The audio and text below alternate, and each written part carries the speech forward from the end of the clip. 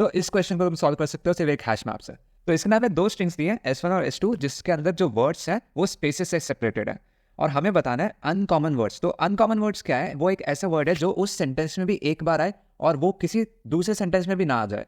तो जैसे हम एक एग्जांपल देखें तो दिस जो है वो इसमें आ गया, तो अनकॉमन नहीं है। एप्पल भी इसमें आ गया, इस भी इसमें आ गया, और बचा है हमारे पास स्वीट। ये इस सेंटेंस S1 में भी एक बार है और S2 में भी नहीं है, तो हमारा जो आउटपुट है उसके अंदर एक तो आ जाएगा हमारे पास ये स्वीट, और जो सेकंड है वो रहेगा सॉर, क्योंकि वो भी S1 में नहीं आ रहा है और S2 में भी एक ही बार आ रहा है।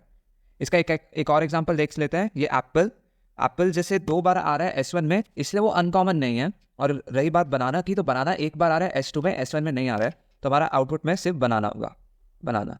तो हम इस क्वेश्चन को सॉल्व कैसे करने वाले हैं? अगर तुम ध्यान से देखो तो कोई भी अनकॉमन वर्ड उस सेंटेंस में भी एक ही बार आएगा और फिर दूसरे सेंटेंस में भी नहीं आएगा। इसका मतलब क्या? अगर दोनों भी हम स्ट्रिंग्स को एक साथ कंसिडर करें तो उसकी फ्रीक्वेंसी 1 होनी चाहिए। तो इसका मतलब ये कि अगर हम दोनों स्ट्रिंग्स को कंबाइन कर दें और हर एक वर्ड की फ्रीक्वेंसी देखें तो वो 1 रहनी चाहिए। तो जहाँ पे फ्रीक्वेंसी की बात आएगी वहाँ पे हम हैश मैप यूज़ करेंगे। पर हमें हैश मैप कैसे बनाना पड़ेगा? स्ट्रिंग कॉमा इंट का। तो स्ट्रिंग हमें लेनी पड़ेगी क्योंकि हमारे पास जो स्ट्रिंग है वो तो एक पूरा सेंटेंस है ना। तो हम एक फंक्शन बना लेंगे उसके लिए, जिसके अंदर हम स्लाइडिंग विंडो लगाएंगे, और जैसे ही हम एंड पे आएंगे वैसे ही हम अपने वर्ड को ले लेंगे और फिर विंडो को आगे बढ़ाएंगे। तो इसको हम एक एग्जांपल से देखते हैं। इसके लिए हम दो पॉइंटर्स का यूज़ करेंगे। पहले हम बोल देते हैं स्टार्ट और दूसरा हो जाएगा हमारा एंड। इन दोनों को हम 0 से इनिशियलाइज कर लेंगे। तो अभी हमारा स्टार्ट यहाँ पे है और एंड भी हमारा यहीं पे है। तो हम कुछ नहीं करेंगे, एंड को आगे बढ़ाएंगे लूप के अंदर, और जैसे कोड में देखोगे तो फॉर लूप का आइटरेटर या एंड ले लेना ज़्यादा ईजी पड़ेगा।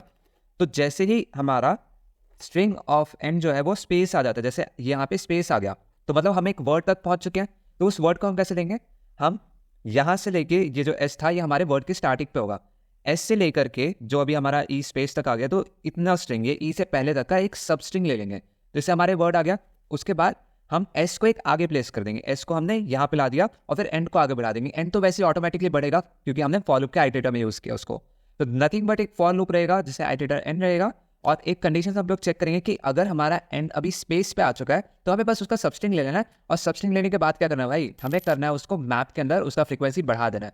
तो इस तरीके से एक मैप के अंदर हम सारे वर्ड्स का फ्रीक्वेंसी डाल देंगे। हम क्या करेंगे? एम ऑफ करंट जो सबस्ट्रिंग निकाली उसको इंक्रीमेंट कर देंगे, और फिर लास्ट में हमें अगर अनकॉमन वर्ड्स निकालने हैं तो हमने जैसे पहले डिस्कस किया था उसकी फ्रीक्वेंसी होगी 1।